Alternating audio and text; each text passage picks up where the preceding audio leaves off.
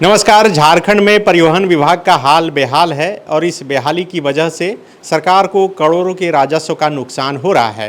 दरअसल सितंबर 2024 के बाद से ही किसी भी यात्री वाहन को परमिट नहीं दिया जा सका है, क्योंकि बैठक नहीं हुई है और बैठक नहीं होने की वजह से परमिट नहीं मिल पाया है। सैकड़ों ऐसे वाहन मालिक हैं जो वाहन तो खरीद चुके हैं और उसी खरीदे गए वाहन के आधार पर परमिट के लिए अप्लाई कर चुके हैं, लेकिन उन्हें किसी भी रूट पर गाड़ी चलाने की परमिशन नहीं मिल पा रही है, उन्हें परमिट नहीं दिया जा रहा है। इसका नुकसान दो हो रहा है। एक तो सरकार को राजस्व का नुकसान हो ही रहा है, दूसरा नुकसान ये जो वाहन मालिक हैं वो आप समझिए कि 2-3 साल से गाड़ी खरीद कर रखे हैं और लगातार उसका EMI भर रहे हैं। मतलब बिना चले गाड़ियों का EMI भरा जा रहा है, लेकिन सरकार की कमी के कारण या फिर कहें कि सरकार जो है सुस्त है और यही वजह है कि उन्हें परमिट नहीं मिल पा रहा है और गाड़ियां नहीं चला पा रहे हैं और घर में रखे रखे EMI भर रहे हैं।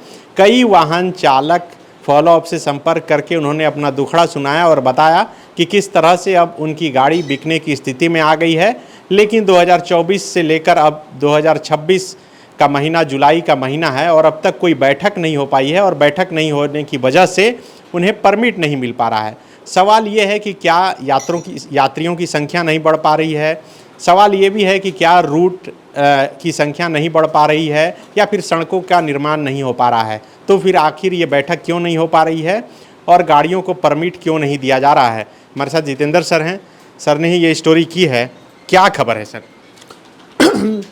देखिए, सितंबर 2024 में STA और RTA की बैठक हुई थी। STA क्या है और RTA क्या है? STA है स्टेट ट्रांसपोर्ट अथॉरिटी। ये STA जो है वो इंटर स्टेट बस या यात्री वाहनों के परिचालन का परमिट देता है। और RTA जो है वो एक राज्य के एक प्रमंडल से दूसरे प्रमंडल या एक ज़िले से दूसरे ज़िले में जो चलने वाली यात्री वाहन है उसका रोड परमिट की अनुशंसा करता है, उसके बाद विभाग उसको जारी करता है। लेकिन अब इसमें पेंच ये है कि नवंबर 2025 में ही STA और RTA डिफंक्ट हो गया, क्योंकि STA में राज्य सरकार द्वारा मनोनीत 2 सदस्य होते हैं और RTA में भी राज्य सरकार द्वारा मनोनीत 2 सदस्य होते हैं। इन मनोनीत सदस्यों का कार्यकाल नवंबर 2025 में पूरा हो गया।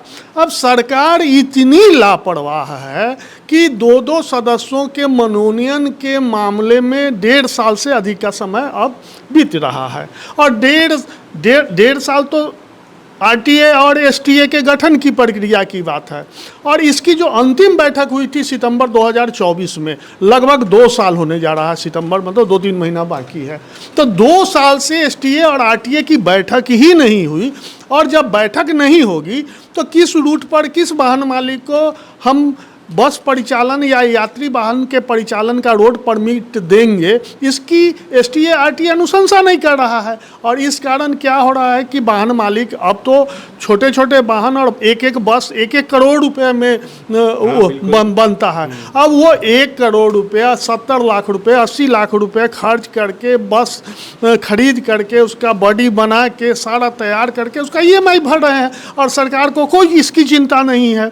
और तब चिंता नहीं है जब सरकार पैसे के लिए, मतलब एक तरह से कहें जो भीख मांग रही है। कोई भी बड़ा योजना के लिए इनको एशियन बैंक से तो केंद्र सरकार से या किसी और एजेंसी से उधार लेना पड़ रहा है। तो अपना पैसा हम अगर रोड परमिट देते हैं तो एक तो आम लोगों को इससे बहुत सहूलियत होगी, जो वाहन संचालक हैं उनको फ़ायदा होगा और साथ साथ सरकार को भी फायदा होगा, क्योंकि रोड परमिट से सरकार को राशि मिलेगी। लेकिन सरकार एकदम लापरवाह है। तो क्या फिर मतलब बिना परमिट की गाड़ियां चल रही है? क्या अवैध तरीके से या फिर अवैध वसूली के लिए ये सब फार्मूला लगाया जाता है? अब देखिए, ये तो अब पुलिस का काम है और मतलब DTO का काम है या परिवहन से जुड़े हुए जो बड़े अधिकारी हैं वो चेक करेंगे तो पता चलेगा जो ये अवैध रूप से यात्री वाहनों का परिचालन हो रहा है। लेकिन जब आप परमिट नहीं देंगे तो आप ये मान के चल सकते हैं कि अवैध रूप से होगा, संचालन होगा, यात्री वाहनों का संचालन लोग करेंगे। अब जो लोग भी 1 करोड़ 70 लाख 80 लाख 50 लाख 25 लाख रुपया खर्च करके परिचालन के लिए बस या दूसरे वाहन का क्रय किया है, तो वो तो चुपचाप बैठेंगे नहीं भाई। रांची में ही जैसे कि कुछ हज़ार ही ऑटो को परमिट है, करीब 2000, और पता चलता है कि चल रहे हैं लगभग 20,000 25,000। हाँ, चलेगा ही। उसके तो कई कारण हैं। एक तो सरकार लापरवाह है, परमिट सरकार देती है ऑटो को, और बीच बीच में सरकार का जब नींद खुलता है ना रावण की तरह, तो वो बीच में चेक कराती है सरकार, और जब चेक कराती है तो 2 दिनों तक फिर ऑटो चालक जो है वो रोड पर गाड़ी चलाना बंद कर देते हैं, फिर आंदोलन करते हैं, फिर सरकार झुक जाती है। ये मतलब चूहा बिल्ली का जो है खेल जो है वो चलता है। इससे ये एक अलग विषय है, लेकिन ये जो एसटीए और आरटीए का जो रोड परमिट का सवाल है, इस पर मेरा सवाल न सिर्फ विभाग से है, विभाग के सचिव, विभाग के मंत्री, और उससे भी ऊपर मुख्य सचिव हैं, मुख्यमंत्री हैं, इन लोगों को देखना चाहिए कि इस तरह का इसमें कोई रॉकेट टेक्नोलॉजी और बहुत बड़ा चीज़ नहीं है जो इसमें 3 महीना क्यों रुक रहा है। मतलब क्या जो सरकार में शामिल गठबंधन के सहयोगी हैं उनके बीच के कोऑर्डिनेशन के अभाव के कारण ये नहीं हो पा रहा? स्पष्ट तो नहीं है, लेकिन अंदरूनी जो जानकार हैं उनका कहना है कि जो एसटीए और आरटीए का गठन होता है और उसमें जो सरकार मनोनीत सदस्य होते हैं, तो चूंकि गठबंधन की सरकार है तो गठबंधन में शामिल दल भी चाहते हैं कि मेरा भी कोई प्रतिनिधि एसटीए और आरटीए में रहे, तो इस कारण से भी कुछ पेच फंस रहा है। लेकिन ये बहुत बड़ा विषय नहीं है। मान लीजिए राजद है, आपका कांग्रेस है, माले है, तो इन लोगों का एक एक प्रतिनिधि 5 प्रमंडलों में आरटीए का गठन होना है, स्टेट लेवल पर एसटीए का गठन होना है, तब 5 प्रमंडलों में आरटीए में 5 गुना 2 10 मनोनीत सदस्य होंगे, 2 एसटीए में होंगे, 12 होंगे। अरे तो गठबंधन के जो दल हैं उनके भी एक एक प्रतिनिधि को आप रख लें और इसका गठन करें।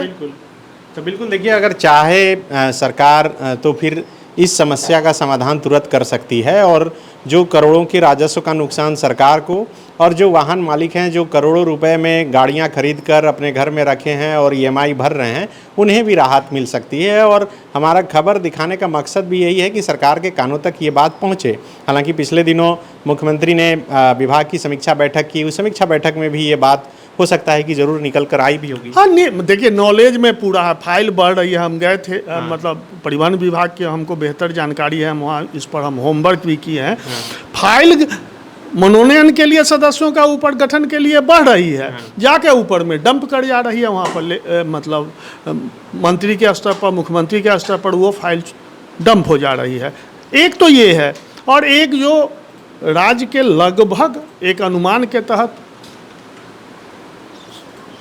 50 से 60 लाख वाहन राज्य में हैं, और पूरे देश में गवर्नमेंट ऑफ इंडिया के सर्कुलर के अनुसार अब हाई सिक्योरिटी नंबर प्लेट लगाना अनिवार्य कर दिया गया है। और झारखंड में हाई सिक्योरिटी नंबर प्लेट लगाने का जो मामला है पिछले 2 साल से झूल रहा है। कोई हाईकोर्ट में भी मामला गया है, हाईकोर्ट में भी सरकार स्पष्ट जवाब नहीं दे पा रही है, जिस कारण से उस पर अंतिम फैसला नहीं हो रहा है।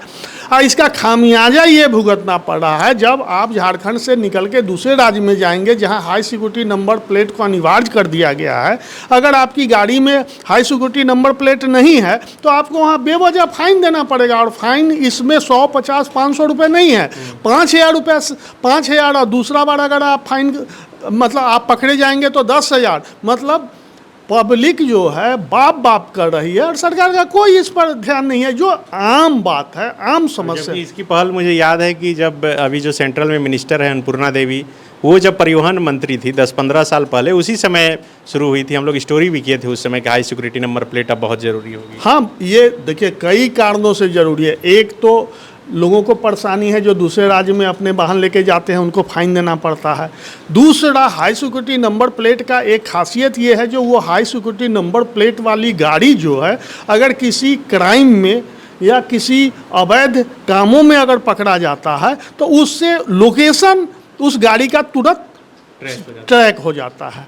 और दूसरा क्या है कि उसको अगर आप ब्रेक करते हैं हाई सिक्योरिटी नंबर प्लेट का, तो फिर वो अपने आप में नोटिस करता है जो ये नंबर प्लेट ब्रेक हो गया है, ये तोड़ा गया है, ये किया गया, मतलब वो क्राइम के दृष्टिकोण से भी बहुत महत्वपूर्ण है ये। तो बिल्कुल फिलहाल मसला तो ये है कि गाड़ी को रोड परमिट जो है गाड़ियों को नहीं मिल पा रही है और उसको लेकर वाहन चालक परेशान है और सरकार को इस पर ज़रूर कुछ ठोस निर्णय लेना चाहिए ताकि जो लोग भी गाड़ी खरीद कर वो चाहते हैं कि 2 पैसे उससे कमा सकें, यात्री को सुविधा दे सकें, उन्हें थोड़ी राहत मिल सके। शुक्रिया। जहां 27 वर्षों के सफर में 17,000 से भी अधिक छात्रों ने डॉक्टर एवं इंजीनियर बनकर भरे सफलता की ऊंची उड़ान, जहां साधारण छात्र भी झारखंड टॉपर्स बनकर बना रहे इतिहास। दूरदर्शी शिक्षाविद श्री विपिन सिंह के मार्गदर्शन में मेडिकल एवं इंजीनियरिंग के लाखों छात्रों के लिए आशा की किरण के रूप में गोल nation's leading institute. Biome institute NEET की तैयारी के लिए एक भरोसेमंद नाम। यहाँ अनुभवी फैकल्टी, स्मार्ट क्लासरूम और बेहतरीन टीचिंग मेथड से स्टूडेंट्स को मिलती है मजबूत तैयारी। यहाँ हर स्टूडेंट को मिलता है पर्सनल गाइडेंस और डाउट क्लियरिंग का पूरा सपोर्ट। नीट 2027 और 28 के लिए फेज 2 बैच 30 अप्रैल से शुरू हो रहा है। आज ही बायोम इंस्टीट्यूट से जुड़े और अपने डॉक्टर बनने के सपने को दे सही दिशा। बायोम इंस्टीट्यूट सिर्फ मेडिकल प्रिपरेशन का संस्थान। काम की तलाश है, भरोसेमंद नौकरी चाहिए, जुड़िए ANG के साथ, जहां श्रमिक सबसे पहले।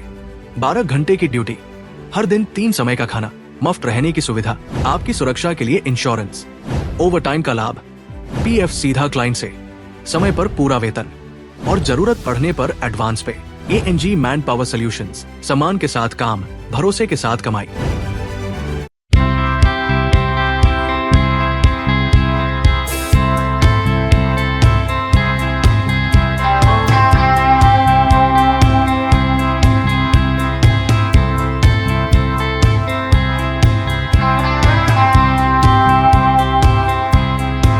followup.in. Like, share, and subscribe. www.thefollowup.in